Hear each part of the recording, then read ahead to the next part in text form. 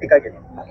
विरोधकांचं काम असतं विरोध करणं आणि ही भाषा महाराष्ट्राला शोभत नाही. पहिली गोष्ट, अशा पद्धतीची भाषा महाराष्ट्राला रुचत नाही. त्याच्यामुळं सर्वप्रथम ही जी वक्तव्य, ही भाषा जर कोणी वापरत असेल तर त्याचा मी निषेध करते. गेल्या अनेक दिवसापासून आम्ही पाहतोय की भाषेची जी आणि वैचारिक मानसिकता जी खालवलेली आहे, त्याच्यामुळे त्याचा परिणाम हा इतर गोष्टींवर होत असतो. त्याच्यामुळे अशा पद्धतीची विधानं करणं हे लोकप्रतिनिधी असतील किंवा इतर कोणी असतील तर त्यांनी टाळावी. आणि राहिला विषय की राजीनामा कोणी द्यायचा कोणी नाही द्यायचा, तर हा प्रश्न असा असतो की कोणताही आरोप केला की तो आरोप होत नाही जोपर्यंत तो सिद्ध होत नाही.